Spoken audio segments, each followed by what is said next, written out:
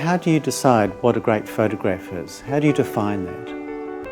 I'm Athol McCredie, curator of photography. In my view, such a photograph is one which bears looking at over and over again. And it's rather like a song that you can listen to many times and not get tired of. And with photographs, it's often that they pose more questions than they provide answers.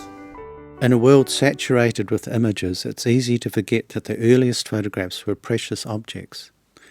This photograph is an ambrotype, an underexposed glass negative with a black backing to make the image appear positive. The couple's faces and hands have been hand-coloured and the woman's jewellery touched up with gold paint. A relative might have brought the delicate ambrotype in their luggage when they left to make a new life in New Zealand.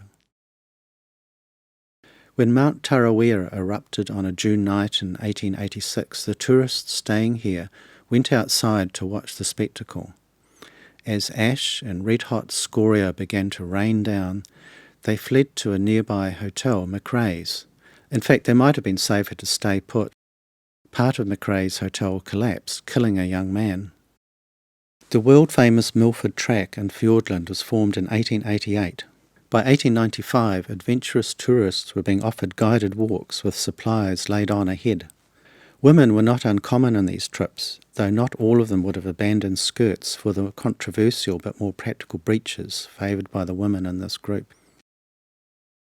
This party was in fact sponsored by 2 Australian newspapers to write about and promote Fiordland. There were 6 cameras carried amongst them, including the folded field camera you can see with the man at right. This image looks like a casual snapshot, but the photographer, Leslie Adkins, probably planned it with care. Adkins was an amateur geologist with a scientist's eye for detail. You can see this reflected in his many photographs of friends and family, which he often composed to tell a particular story or convey a certain mood. Adkins' own future wife, Maud Hurd, is seated to the right of the girl plucking the petals from the daisy.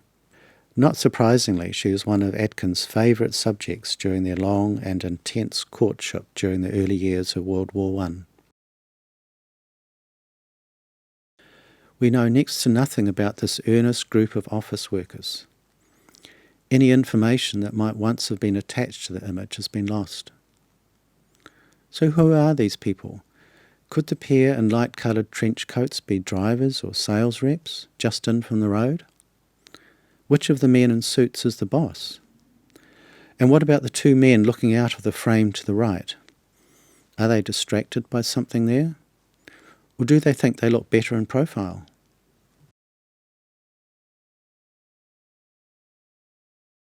This man stares straight at the camera, accepting the scrutiny of the lens. Bush could have photographed him busy at work in the usual documentary tradition where the photographer seems to be invisible. But instead, Bush is implicitly present in this photograph, eye to eye with his subject. Is the gaze we're confronted with open and relaxed, or is it a challenge of some sort?